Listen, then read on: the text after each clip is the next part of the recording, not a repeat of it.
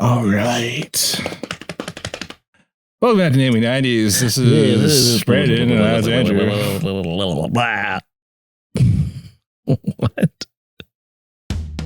Welcome to Namely 90s. Wow. The podcast that takes you back to the time before smartphones, Google, and Y2K. Join your hosts as they relive the pop culture that shaped a generation and the parts that many people wish they could forget. Listen in to the conversation about how the decade defined those who spent their childhood there and how it shaped them as adults. So, turn down the grunge and dial up the internet. Let's get started. It's time for Namely 90s. That's right. You're listening to Namely 90s. My name's Andrew, and over there is Brandon. That is me. You can find us online at namely90s.com or on Twitter and Instagram at namely90s with a 90s. You can also find this show every Monday on YouTube at namely90s.com/YouTube. And finally, if you'd like to support the show, head on over to patreon.com/namely90s with a 90s. The temperature in my house is raised by a degree and a half since we started recording. It's starting to feel a bit fallish here, so I turned the air conditioning down a little bit. We had like 300-degree weeks in Paso last week, and but it's like 61 degrees outside right now, and it's 81 degrees in my place with my windows closed. Yeah. So that's rubbish. Yeah, it's definitely cooling off here. Still a little bit more time to go. We just got our landscaping put in, so a little time for that sod to get established and get our yard all going. What's that? I said then you could get your she shed done. We've got paneling on the walls. We've got my plank vinyl flooring. It looks like kind of light gray wood. That's done. Next week we have got network cable going in. We've got trim, and then it's basically a ceiling and exhaust fan for the attic and finish electrical. So we're dangerously close. Now, when I say next week, I mean I'll probably be recording next week after this comes out. Yeah. So if you're watching the audio version or heat strokes already setting in. If you're hearing music with your eyes, lay off the acid. If you're watching the visual version of this on YouTube, namely90s.com/YouTube, you will notice that it is just me on the screen, and maybe Andrew's head is right here or right here. Maybe he's behind me in a green screen because I miss him dearly on the visual episode. But yeah, his recording shed's not quite done yet, and you know what is done? Have you seen this? Have you heard about this? Disney, for some reason, it's all on my YouTube ads right now. Doogie Kamealoha, MD. You know, have you seen an ad? No, I have not. I had literally zero awareness that this was going to exist until you sent me the trailer. No. We talked about this. I don't listen to you when you speak. That's fair. That's fair. But when we talked about Doogie Howser, you were the one, not me. You were the one that brought up that it's having a reboot. Okay, I may have known peripherally that a reboot was happening, but I didn't know the specifics or the timing or anything like that. And now my ad algorithm is the one slamming it in my face. Thus, I had to send it to you. Yeah, it's the 5G implant. It's now able to communicate between people and your COVID vaccine. So. Well, I mean, the thing is, most of my streaming services I pay for ad free. I just I was having some trouble with my satellite, and I wanted to watch the season finale of Rick and Morty, so I signed up for the YouTube TV thing, 2-week trial, which is really nice. Not a sponsor, and I was watching some video on demand that I missed because my satellite was screwed up. And I missed recording some shows, and that ad kept popping up. And I'm like, Why are you showing this to me? It's not like I watched Mighty Ducks Game Changers on my Disney Plus subscription. I watched it on my cousin's when I was visiting family with the niece and nephew. But no, they think that I'd be interested in a reboot of a series that I never watched on Disney Plus. So what's your opinion of the reboot? I mean, it looks okay. It's shot in Hawaii because it's one of those things where like, let's have a show in Hawaii so that we can live in Hawaii for however many years and, enjoy that life, except apparently it's not going so well because of tourism. And it looks okay. She's a 16-year-old doctor. You're going to have the same complaints that you had about Doogie Howser.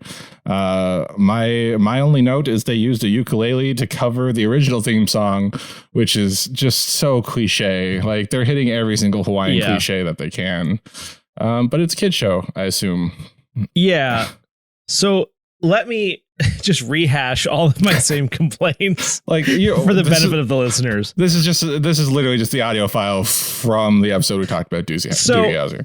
She graduates med school and she's 14. Yes. She's now 16 and practicing as a doctor. Yes. Does she have a specialty? Is she she's in a hospital, so she's not a general practitioner at one or point, family medicine. I think she's some sort of specialized surgeon because at one point she says she held a man's heart in her hand. So is she a resident at that time? Or is she through 2 years of rotation, I would assume. So she's graduated the thing at is, 14. Like, it almost implies like when you come out of school, I think you usually do an intern year. Right. And then you can go to like family medicine or something. And then if you want to do something more than that, like you want to go to a surgical residency, you go to a surgical residency, and then you do like a fellowship and all this stuff. So like it would take her so many more years to actually get to practicing at the level that I think they're implying that she would practice at. Mm-hmm. And it's not like being a genius is going to help with that because it's like regulatory stuff. Like you need X amount of hours of clinics and this. So I'm like, there's just no way. I don't know. So that's dumb. And then like, where does she work that like her mom is the chief of staff? It's all just it's too much. Like it's all too intertwined for me. Fair enough. Like someone could graduate med school at 14. I'm not disputing that fact. Right. It's just the fact that her mom has taken it upon her to hire her at her hospital. Right. And I will tell you, like TV and movies love a good tension pneumothorax because they get to have that dramatic thing where someone takes a needle and like jams it into the chest. It's like, okay, first of all, if it is just an actual needle, you don't have to jam anything anywhere. Like you don't want to jam a sharp object into the chest cavity in like an uncontrolled manner. You're just going to lacerate somebody's lung. And like she used like a skewer. But then like there was no port for the air to come back out. So I was just like, what? You don't think she double tapped with the skewer? Plus, I just feel like the fact that you would just introduce bacteria into the chest cavity is a bad idea too. Like I guess you saved the person's life. But. She clearly took out her pot lighter and she just has like a meth pipe that's broken. It's just like. Well, I'm not exactly lying. Someone had a pocket lighter that she used to heat the thing. That's sterilization, right? Yeah, sure. Anyway, and then they had a callback to the old Doogie Howser. And then strangely enough, the next trailer you sent me immediately opened with Neil Patrick Harris. Which is the Matrix trailer from last week. I was like, the Matrix is broken. Yeah. Well, so that didn't even cross my mind until after I sent the Doogie Kamealoha trailer. I'm like, oh, wait, MPH and Matrix trailer. We should talk about the Matrix last week. And I feel like I'm going to take the trailer with a grain of salt. Wow. Salt. I was going the Hawaii theme. Did you get your kickbacks from Disney Plus yet? Anyway, but it is intended for kids. I will give you that. And most lay people don't understand medical. Preteens. Yeah. I'm assuming preteens. Yeah. Because there's a lot of like, mom won't let me take the car, but I like just held a man's heart in my hand all day. And then being really sciencey and then like spinning around in circles and screaming. I did. The person who said the thing about Doogie Howser is Ronnie Chang, I want to say. He's a Daily Show correspondent, probably not for much longer. Given he was awesome in Shang-Chi and the Legend of the Ten Rings, which I again saw recently, and he's now in that as well, which makes me believe that they're shooting that in New Zealand, not in Hawaii. Right. Now that I think about it, because he was like stuck in New Zealand when quarantine happened. So, and I feel like they could do in a few years. They could do the college years, except. She's already been through college, but she'd be college age. And then they can make that friends in college. Horrible like joke about getting laid, but it's Hawaii, so that actually just means having a lei put around your neck. Yeah. Yeah. I think my biggest complaint about the series is that Doogie Howser MD exists as a TV show in the world where Doogie Kamealoha MD exists. So one, there's not going to be any crossover with MPH unless she's actually in the Matrix. And unless Neil Patrick Harris appears as himself in a way a to 50-year-old man be like, hey, you are like the real life version of what I was. I hope his like fake version from like the Harold and Kumar movies where he's just a giant poon hound. That's a technical term. In real life, he's actually gay. Lord. And married. I hope that version comes and crosses over into this children's Disney Plus series. Yeah. Yeah. We can only hope. My cat is trying to dominate another cat. So if you hear some random yowling sounds. Oh, I thought that was a child screaming in the background. No. Oh, that's the other thing. When I get my shed built, I found out what my new hobby is going to be. Woodworking. No, I'm going to get. So I'm really into aviation and I'm really into computers. Wood airplanes. I'm getting the new Microsoft Flight Simulator 2020. You're going to build it into a flight simulator rig. Dude, yes. Wow. That's a lofty goal. It is. So anyway, that'll be cool. I'm going to refer to my man shed as the cockpit from now on. Wait, hold on. You know what? That works in two ways. I'll give you that one. I guess so. I guess you haven't seen the new trailer for Gran Turismo 7 for the PS4 and PS5 then. I have not. I didn't send that to you. I forgot. Okay. It just popped in my head. But it has Neil Patrick Harris in it. Yes. No, it doesn't. Wearing blue glasses. Yeah. No, I saw that. I'm like, it might be. It's one of those things where you're like, if I buy the gaming peripheral, I'll use it for like a week or two, and then I'll leave it out in my video gaming area, and then I'll come back 3 months later, try to use it, and the freaking joystick won't work. Yeah, I'm gonna need some kind of a joystick at some point. Well, so don't get the shoddy one for the PS4. I won't. I'm getting the PC version. Don't worry. Right.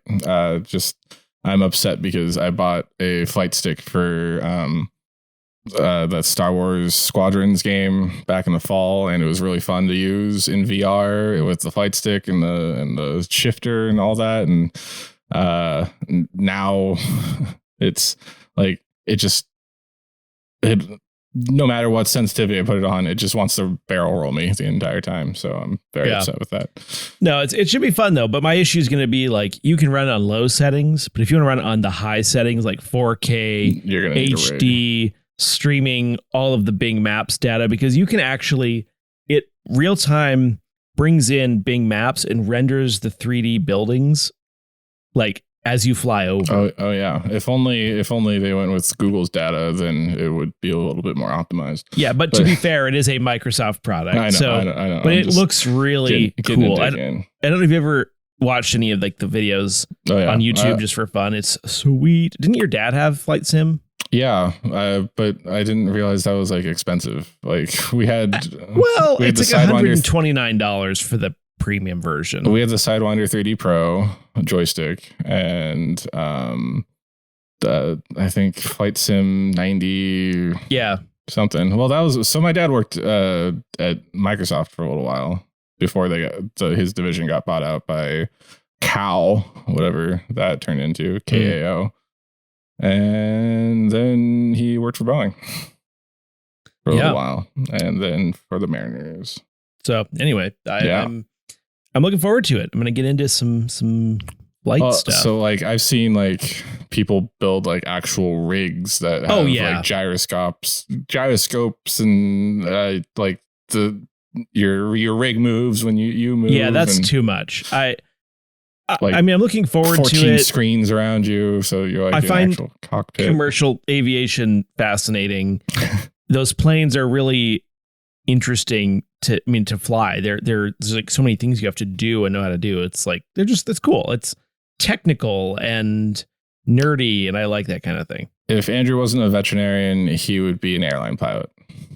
If you didn't have to have some sort of physical capabilities, which you do, it turns out. But do you?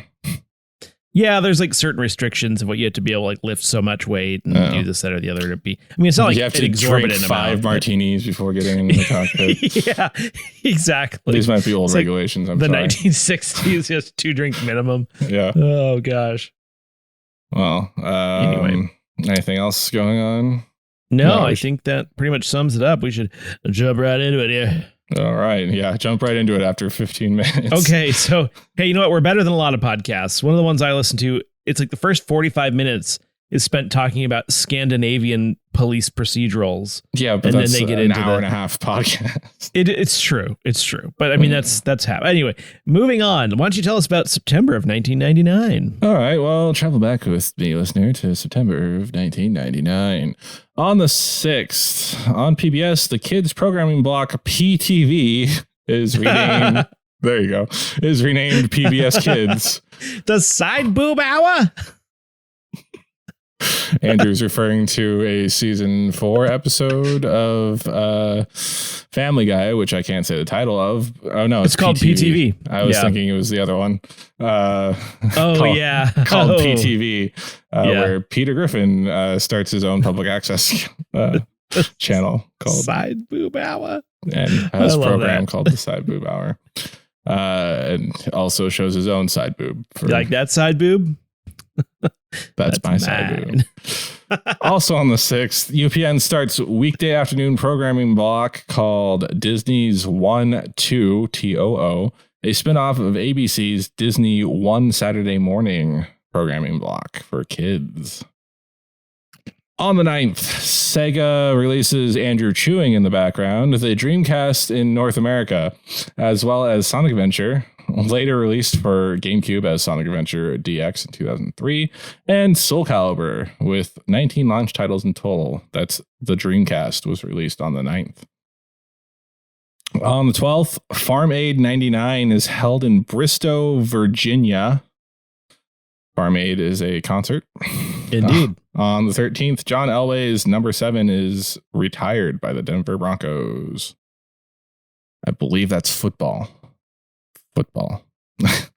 On the 20th, Family Feud returns after a 4-year hiatus with a new host. And I forgot, I built in a quick little game for us, Andrew. This is a single question game. Who hosted Family Feud in 1999?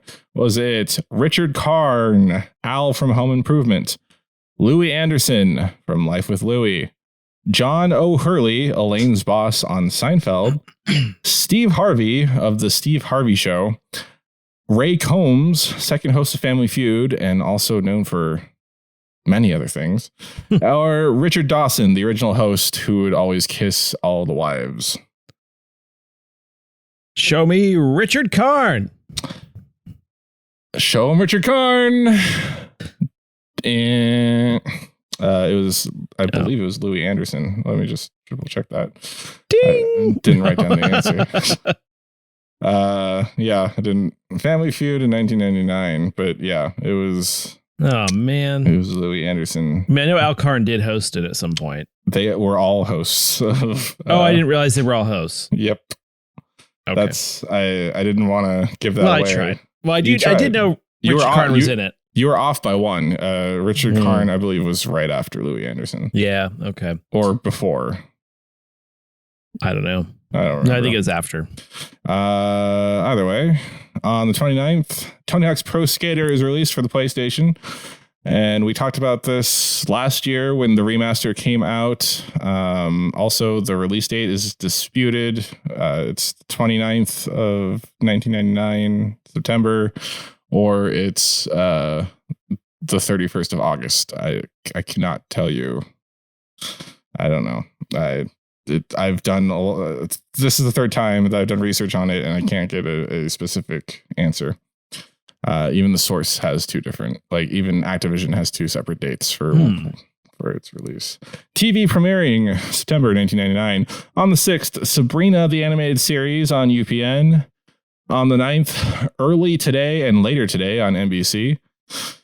The 13th, Blind Date enters syndication. On the 18th, we have Beast Machines Transformers on Fox Kids, as well as Monster Ranchers. Beast Machines Transformers was the sequel to Transformers Beast Wars. I don't know. Beast Wars. I don't know. On the 19th, Judging Amy is on CBS. On the 20th, Law and Order SVU,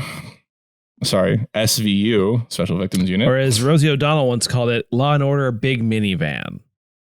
Wow. That was a punchline from the Rosie O'Donnell show. Wow. Wah, wah. Throw your digital koosh balls Rosie O'Donnell's way. On the 22nd, The West Wing premieres on NBC. And on the 25th, Freaks and Geeks, also on NBC. In the box office, we have on the 15th, American Beauty. On the 17th, Blue Streak. On the 24th, Double Jeopardy. And on the 26th on TV, we have Sabrina Down Under, which is Sabrina the Teenage Witch. Everything's coming up Sabrina. And in the Billboard charts, number one for September 1999 for the first 2 weeks is Bailamos by Enrique Iglesias. Bailamos. And for the last 2 weeks and into October is Unpretty by TLC. Continuing on for the fourth week in September on the Billboard charts. Number 4 is Genie in a Bottle by Christina Aguilera. You gotta rub me the right way. Number 5 is Summer Girls by LFO. Number 6 is Mambo, number 5 by Lou Vega. Number 7 is Smooth by Rob Thomas featuring I love that Santana. It might be the other way around. I'm saying that's a good one. Smooth, yeah. Because you're so smooth. It's a good song. It's a good song. I think it features Santana. I thought it features Rob Thomas. Okay. Either way. Number 8 is All Star by Smash Mouth. No comments on that one. Number 9 is Scar Tissue by the Red Hot Chili Peppers. Nope. Number 9 is Someday by Sugar Ray. Number 12 is Scar Tissue by the Red Hot Chili Peppers. Number 14 is I Want It That Way by the Backstreet Boys. Tell me why. On the 15, number 15. Oh my God, it's happening again. She's So High by Tal Bachman. Number 17 is Bills by Destiny's Child. Number 19 is Last Kiss by Pearl Jam. Number 21 is Steal My Sunshine by Len. Do you remember that one? No. If I heard it, I probably would. But yeah, I don't think I can do it. Something about Don't Steal My Sunshine. Number 20, and finally number 24. If You Had My Love by Jennifer Lopez. If you don't remember Steal My Sunshine by Len, just like Andrew doesn't, you should check out the audio description, or not the audio description, the description for this podcast right now, where you'll find a link to our supplemental Spotify playlist, which will have our picks from the top 25 of the Billboard charts, as well as other supplemental theme songs and such that kind of go with what we were talking about up until this point. And now back to the show. Anywhere you want to go? I think we're going to be talking about most of the things that I would have called out. You can go in any order. I don't. Okay. I like your order. Let's go with what you've got. Okay. talk about a show I've never seen before. Freaks and Geeks, highly recommended. It's either on Netflix or Hulu right now, or possibly HBO Max, but I watched it when it was on Netflix. Freaks and Geeks is an American teen comedy drama television series created by Paul Feig and executive produced by Judd Apatow that aired on NBC during the 1999 to 2000 television season. Do you remember Judd Apatow, Andrew? Do you know what he's famous for? Yeah, he does a lot of movies. Specifically a certain trilogy that people refer to as the Judd Apatow trilogy, in the same way that they call the Cornetto trilogy a trilogy. I can't remember what it is. First is 40-Year-Old Virgin. The second, I knew that was one of them. Oh, man. Second is Knocked Up. And the third one is Funny People, which I think it's Funny People, which we saw in theaters. Okay. Yep. I knew 40-Year-Old Virgin was one of them. I just didn't say it. The show is set in a suburban high school in Detroit during 1980 to 81. And the theme of Freaks and Geeks reflects the sad, hilarious unfairness of teen life. While it had little success when it first aired due to an erratic schedule and conflicts with the creators and NBC, it was canceled after airing 12 out of 18 episodes, but it became a cult classic, and Judd Apatow continued the show's legacy by incorporating the actors in future productions. It's just to give you an idea of who's in this: James Franco, Seth Rogen, Jason Segel, Busy Phillips, John Francis Daly, Martin Starr, Sam Levine, and most importantly, Linda Cardellini. I always say her name wrong, but yeah. Two of those. So Busy Phillips, yes, annoys the ever living crap out of me. I'm aware. And Linda Cardellini both appeared in ER for some time, actually. Who didn't appear in ER? Oh, the rest of them? Oh, fair enough. I like Linda Cardellini. She was also, she was in the Scooby-Doo movie, wasn't she? She was Velma in the Scooby-Doo movies, and more recently, she's Hawkeye's wife in the Avengers MCU movies. And Nurse Sam Taggart in later seasons of ER. I didn't know that. I should check out. I like her. She's a good actress, but she's cool. I watched this show probably a decade ago, back when Netflix was just starting streaming or something, but it was a good series. It's like it gets that high school drama right in the ways that, something like the OC or 90210 doesn't. Like, it's not overly dramatized. It's like actually what you would experience as a high schooler if you were in the Freaks or Geeks crowd. Oh, I do want to say about Linda Cardellini. When they first introduced her character in ER, she's just like kind of shows up. She's kind of in the background in the ER, and she's standing there like in street clothes. Yeah. And there's like this raving lunatic running around. I don't remember the exact scenario. And they're like, they can't give him this medication. And then she just like randomly runs up, grabs the syringe and just like jams it in the guy's neck and like takes him down to the ground. And then she's like, "Hi, I'm the new nurse." Yeah, that's pretty good. She kind of gets typecast in that role, though, doesn't she? Yeah, like she's kind of like a little rough, the stoic, rough around the edges. Yeah, exactly. Yep.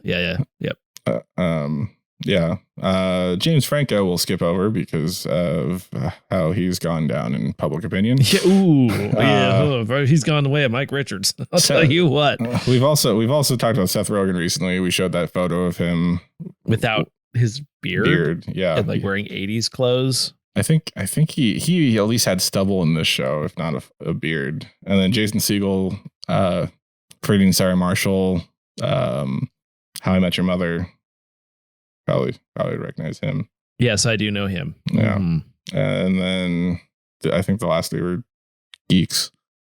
Martin Starr, you probably recognize him. He's has some background stuff in the MCU right now. And Sam Levine, I believe, was on Bones as the nerdy, one of the nerdy guys. Ah, yes, Bones. Speaking of shows that are police procedurals, I don't know.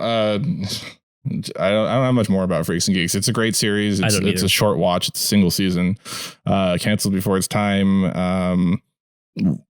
It focuses on Linda Cardellini's character. She kind of struggles with her identity and where she belongs in high school and her future and whatever. And her younger brother's she's the freak. Her younger brother's the geek. James Franco learns about D&D in one of the episodes from the Geeks. It's worth a watch if you liked any of the catharsis of the Judd Apatow stuff. I would watch it. Also, Love, I think it's called, on Netflix. That's also a good series that he produced. But I know you want to talk about Law and Order SVU. Law and Order SVU. Yes. Excellent program. It's obviously, well, hold on. Let me read some of this. Just for if you don't know what Law and Order Special Victims Unit is, you're in for a treat. Law and Order Special Victims Unit is an American crime drama television series created by Dick Wolf's own production company, Wolf Entertainment, for NBC.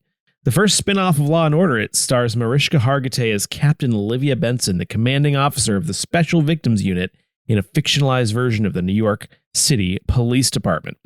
As you may know, Christopher Meloni was the main star. I don't know if I think they were co-stars. I really do when it first started. And they actually, neither one of them was in charge. They had a captain, and so it's sort of morphed, and now Olivia Benson is the captain, and it goes on. But it's been on for it's in its 23rd season. Wow. No, it just finished its 22nd season. It's coming into its 23rd season, and has already been renewed for a 24th. Dick Wolf. That's epic. Yeah. No, seriously. I mean, that's pretty amazing. Yeah, like that's like one of the longer running shows. And it's an hour-long program. I mean, it takes a lot to put together. And I feel like, of course, it says at the beginning, like, this does not reflect actual events, but then it's like they change one letter in like the person's name. Yeah. It's just like very clearly from that. But towards the end, they're not trying as much as the beginning, where it's like, oh yeah, we'll change one slight thing in the story and make it our own. Yeah, and they're having to tackle things like police brutality and COVID-19, like in the actual storyline, which, you know, I think is good to bring some awareness to some of those issues that are affecting us in real life. That's the thing. Like, I don't know if I mentioned this. Brooklyn Nine-Nine just came back a few weeks ago, and they're trying to navigate the police brutality and Black Lives Matter stuff since they've been off for like a season. Yeah. And this is their final season, but it's just like, how do you do a comedy about being a cop when people don't enjoy police as much anymore?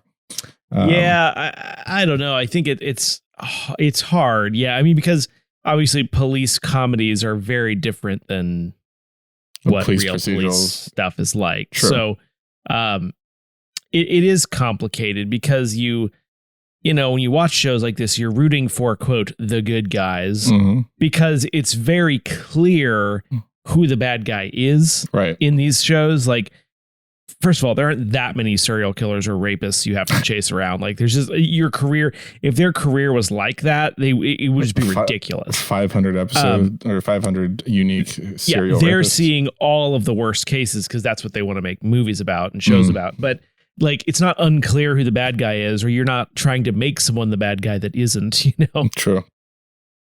So it's a little bit different, and it's more about major crimes versus, you know, lesser crimes that get overblown and then turn into shootings, more and killings, and shootings and whatnot, oppression and all that. Yes, that makes sense. So, but it's a great show. The great thing about it is, I mean, it takes a long time to watch through every episode.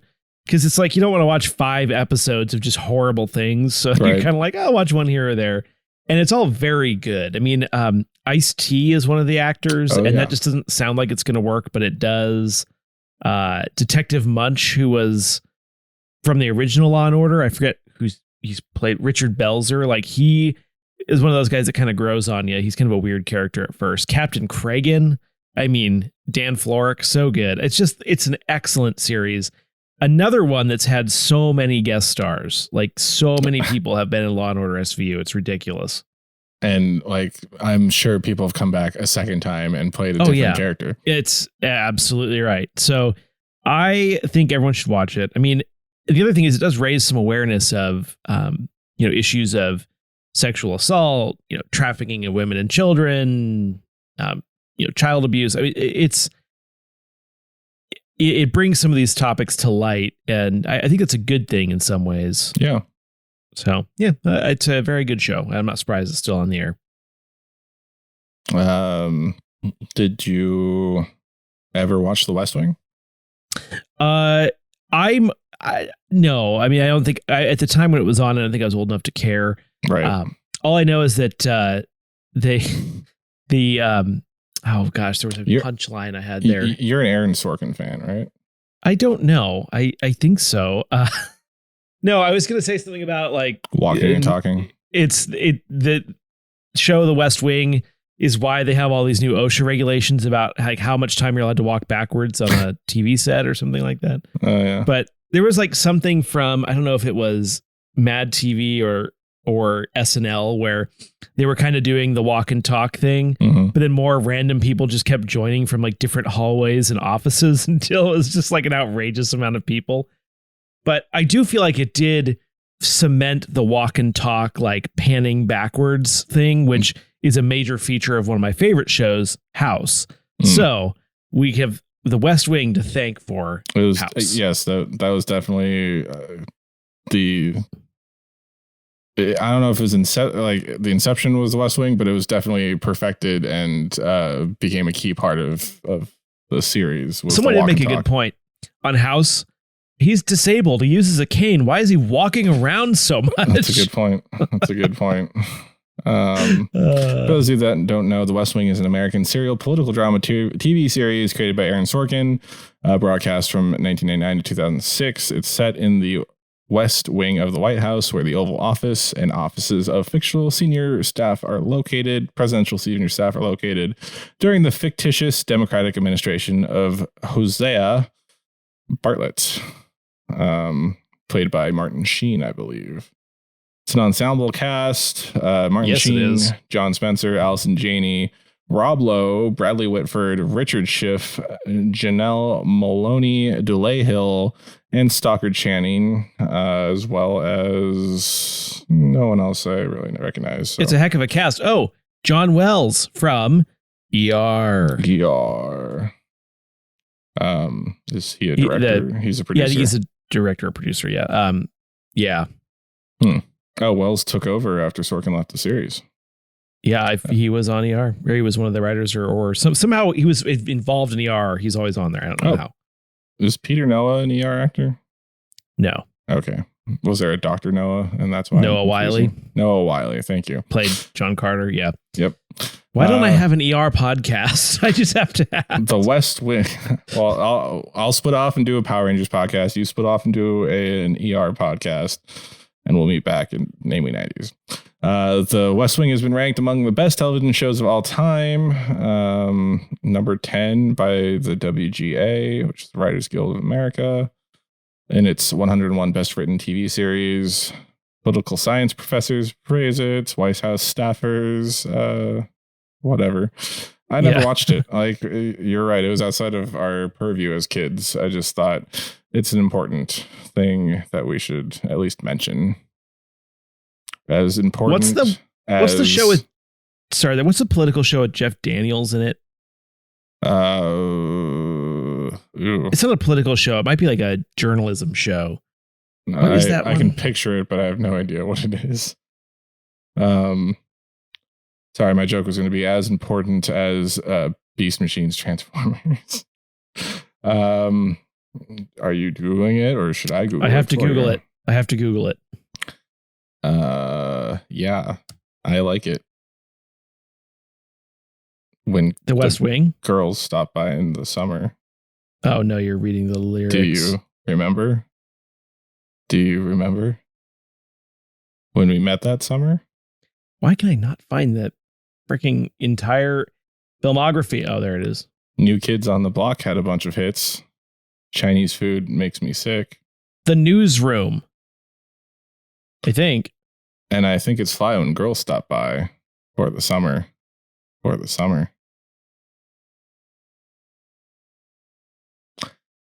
I like girls that wear Abercrombie and Fitch. I'd take her if I had one wish, but she's been gone since that summer. Hip hop marmalade, spick and span, meet you one summer and it all began. You're the best girl that I ever did see. The great Larry Bird, Jersey 33.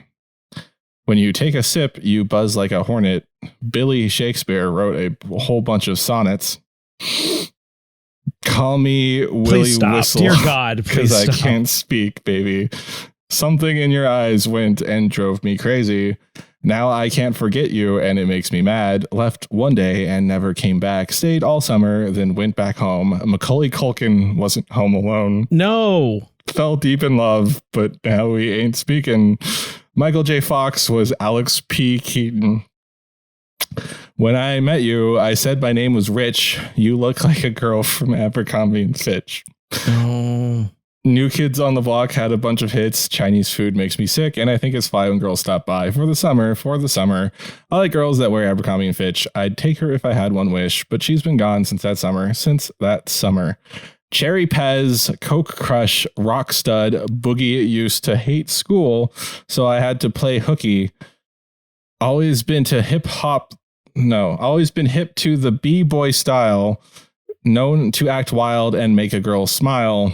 Love New Edition and the Candy Girl. Remind me of you because you rock my world. You come from Georgia where the peaches grow. They drink lemonade and speak real slow. You love hip hop and rock and roll. Dad took off when you were 4 years old. Do we have to do it? The whole thing?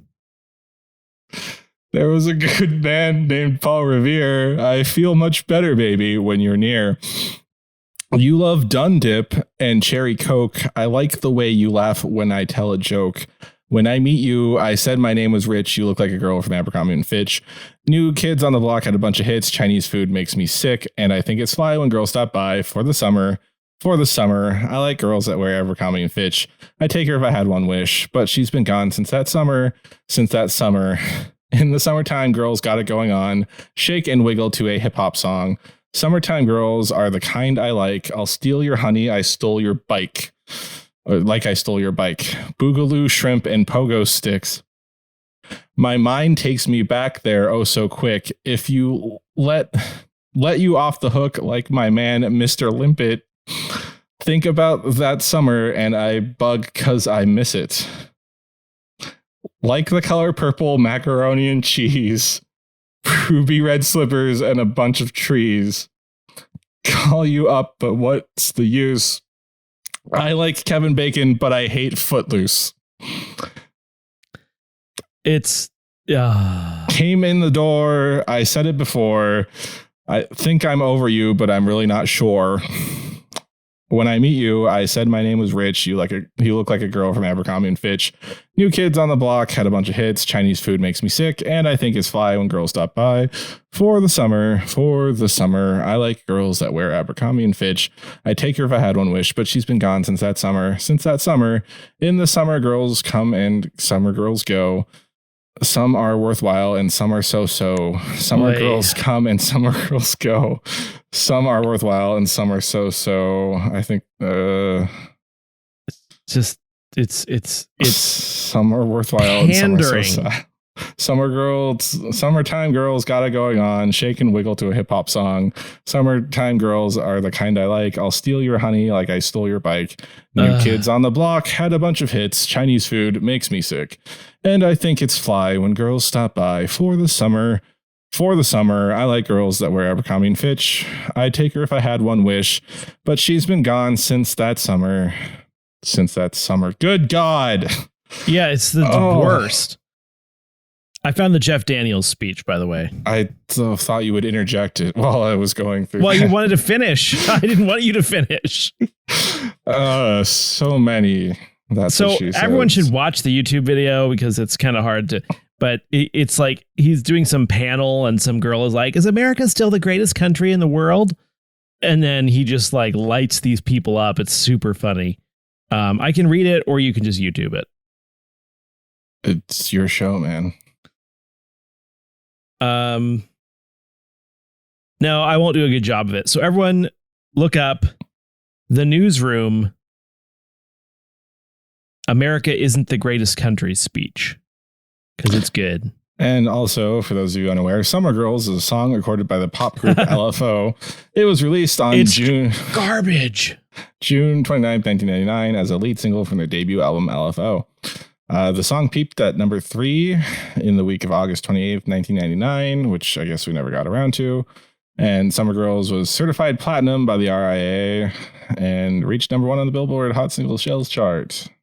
And certified hot trash by Namely 90s. In 2019, Billboard ranked the song as the 43rd greatest song of 1999. Wow, the 43rd greatest song of 1999. What an honor. That was, I think, the random 80s reference to Michael J. Fox as Alex P. Keaton. That was Family Ties. That was an 80s sitcom. Like, I wish that song was about 1/3 the length that it is. That was so long. That's what she said. I like Kevin Bacon, but I hate Footloose. What? The listeners can't see me just blinking repeatedly without saying it. Because you didn't let me use your video. It's so annoying. It was so, like, if you like Kevin Bacon, you have to like Footloose. I'm just saying. Well, I feel dirty after reading that. Do you have any more thoughts on Jeff Daniels, LFO? I mean, in reality, no one's listening anymore, so we can probably just wrap here. Fair enough. That's it for this week's edition of Namely 90s. Remember, you can find new episodes out every Monday. Check the episode description for this week's supplemental Spotify playlist curated by yours truly, where you can listen to Summer Girls by LFO. Find us on Twitter and Instagram at Namely90s with the 90s, or find our personal accounts at bshwitty and at NamelyAndrew, and tell us what you want us to talk about on future episodes. If you'd like to support the show, please check out our Patreon at patreon.com/Namely90s, also with the 90s. Finally, you can also contact us through our website, namely90s.com. Please subscribe to us on Apple Podcasts, Stitcher, Google Podcasts, Spotify, YouTube, Summer Girls, Deezer, TuneIn, iHeartRadio, and wherever you get your podcasts from. I'm Brandon, not Andrew. That's Andrew, and we will catch you next time.